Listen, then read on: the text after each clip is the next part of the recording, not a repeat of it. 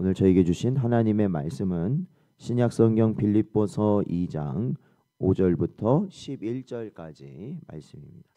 다 찾으셨으면 저희 함께 봉독하겠습니다. 너희 안에 이 마음을 품으라. 곧 그리스도 예수의 마음이니 그는 근본 하나님의 본체시나 하나님과 동등됨을 취할 것으로 여기지 아니하시고 오히려 자기를 비워 종의 형체를 가지사 사람들과 같이 되셨고 사람의 모양으로 나타나사 자기를 낮추시고 죽기까지 복종하셨으니 곧 십자가에 죽으심이라. 이러므로 하나님이 그를 지극히 높여 모든 이름 위에 뛰어난 이름을 주사 하늘에 있는 자들과 땅에 있는 자들과 땅 아래에 있는 자들을 모든 무릎을 예수의 이름에 꿇게 하시고 모든 입으로 예수 그리스도를 주라 시인하여 하나님 아버지께 영광을 돌리게 하셨느니라. 아멘. 기도하겠습니다. 하나님 아버지, 지난밤도 은혜 가운데 저희를 보살피시고 오늘도 하나님께서 저희에게 허락하신 이 기도의 자리를 저희에게 허락하시고 저희들이 이 시간 주님 앞에 나올 수 있도록 인도하신 것 감사드립니다. 저희의 심령이 언제나 주의 말씀을 따라 갈 수 있도록 주의 성령께서 주장하여 주옵시며 오늘도 저희에게 주신 사명 감당할 수 있도록 아버지 하나님 오직 예수님 따라갈 수 있는 저희들 되도록 인도하여 주옵소서. 간절히 바라옵고 이 모든 말씀 예수님의 이름으로 기도하옵나이다. 아멘. 오늘은 그리스도의 낮아지심과 높아지심이라는 제목으로 하나님 말씀 증거합니다. 지난 본문 빌립보서 2장 1절부터 4절까지 말씀을 통해서 바울은 교회가 겸손과 배려로 하나 될 것을 권면하였습니다. 그러나 사실 이 가르침은 우리 인간의 힘으로는 불가능한 것입니다. 그래서 오늘 바울은 본문 5절에서 그리스도의 마음을 바라보게 합니다.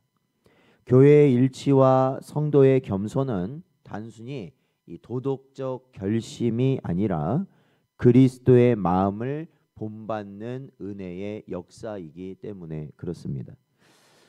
오늘 본문은 신약 전체에서 가장 깊이 있게 그리스도의 성육신과 구속 사역을 설명하고 있다는 것에서도 굉장히 중요한 말씀입니다.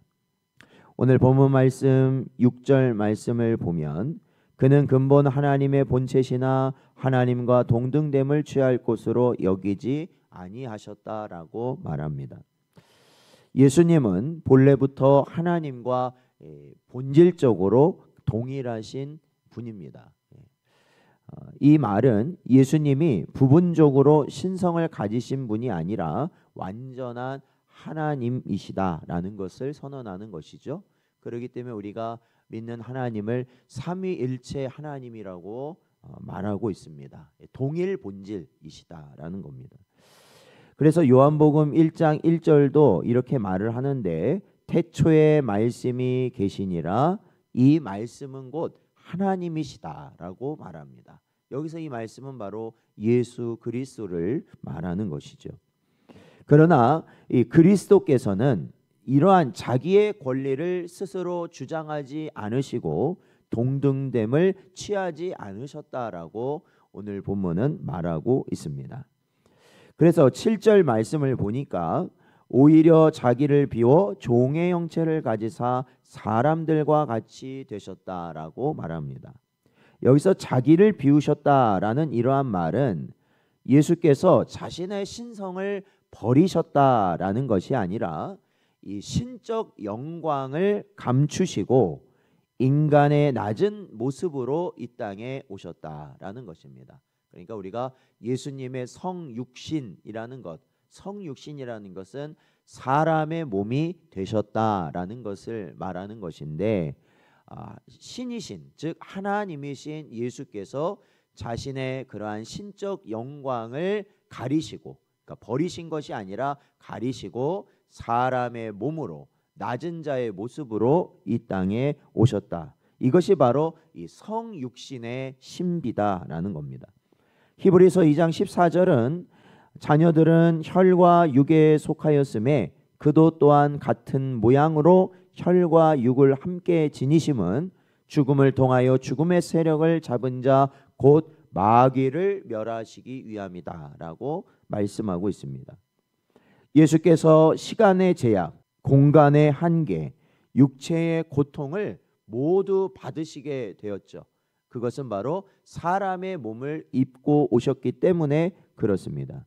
그래서 그분은 하나님이시만 가장 높은 자리에 계신 분이시지만 우리의 모든 허물과 죄를 다 지고 죽으시기 위하여서 바로 사람이라는 가장 낮은 자리에 오시게 되었다라는 겁니다.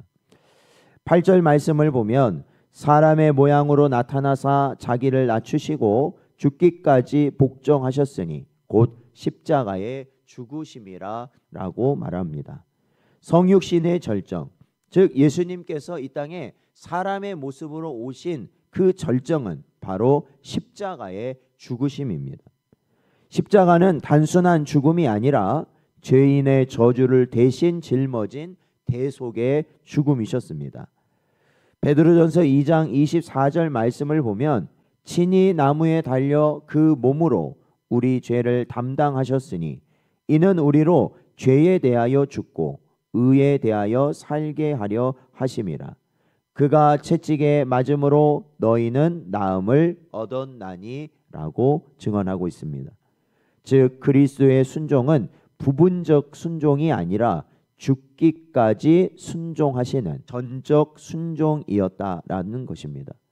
그래서 웨스트민스터 신앙 고백서에서도 말하듯이 그리스도의 낮아지심은 탄생하신 것, 즉 이 땅에 내려오신 것, 그리고 이 땅에서 인간의 모습으로 고난을 겪으시고 또한 십자가에 죽으시사 무덤에 묻히심까지, 바로 이것이 무엇이냐면 예수님의 낮아지심이고 이것이 바로 전생애적 순종이다라는 겁니다. 그러니까 사랑하는 성도 여러분, 우리도 예수님을 따라가는 자라면 순종해야 되는 자들인 줄로 믿습니다. 그러면 어디까지 순종해야 되는가? 바로 죽기까지 순종하라. 이것이 바로 우리 성도의 순종이라는 것입니다. 오늘 본문 말씀 9절에서 11절까지는 그러니까 앞서서는 그리스도의 낮아지심에 대해서 얘기하고 있다면 이 남은 부분에서는 그리스도의 높아지심에 대해서 말하고 있습니다. 본문 말씀 9절 말씀을 보면 이러므로 하나님이 그를 지극히 높여 모든 이름 위에 뛰어난 이름을 주셨다라고 말씀합니다. 성부 하나님께서는 예수 그리스도, 즉 성자 하나님의 완전한 순종을 기뻐하셨어요. 그 완전한 순종, 죽기까지 순종하신 그 모습을 기뻐하심으로 예수 그리스도를 지극히 높이셨다라고 성경은 말하고 있습니다. 이 높아지심은 무엇으로 보여지는 것이냐? 바로 예수님의 부활하심, 그렇죠? 죽으신 지 3일 만에 부활하심이고, 그리고 부활하신 예수님께서 승천하시어 보좌 우편에 앉아 계심을 말하는 것입니다. 베드로전서 3장 22절 말씀을 보면 그는 하늘에 오르사 하나님 우편에 계시니 천사들과 권세들과 능력들에 그에게 복종하느니라 라고 말합니다. 즉 예수 그리스도가 왕으로서 다스리신 분이 되셨다라는 것을 보여주는 것이죠. 그러니까 결국에는 이러한 하나님께서 높이게 하신 것, 즉 예수 그리스도를 높아지게 하심은 온전한 순종으로 인함이다라는 것이죠.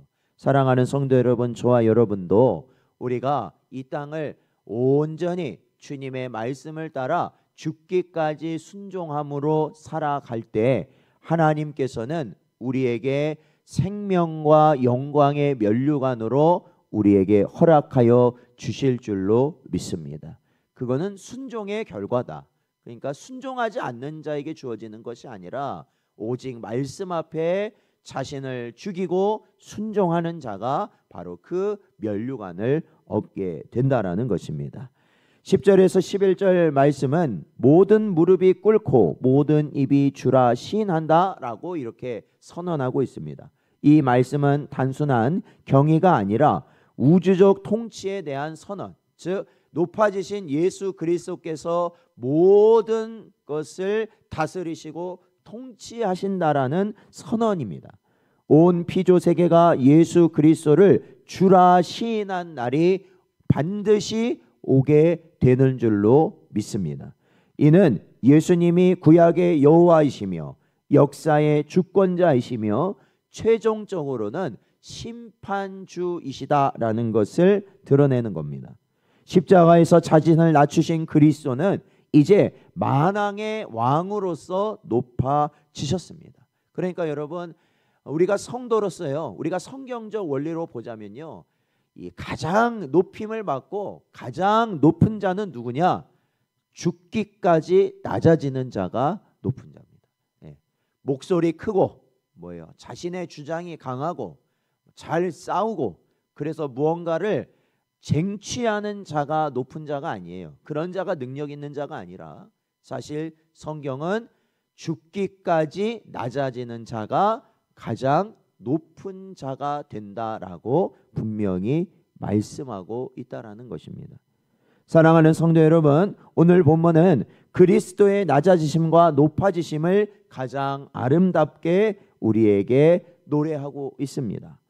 하나님이 사람이 되셨고 사람이 십자가에 죽으셨고 죽으신 분이 다시 살아 우주를 다스리신다는 놀랍고도 너무나도 신비한 말씀, 정말로 우리의 마음에 이 말씀을 통하여서 우리가 이 험한 세상을 살아가면서도 우리의 가야 할 길과 또한 그 고난의 길을 가면서도 우리가 힘을 얻을 수 있는 말씀을 오늘 우리에게 허락하신 것입니다.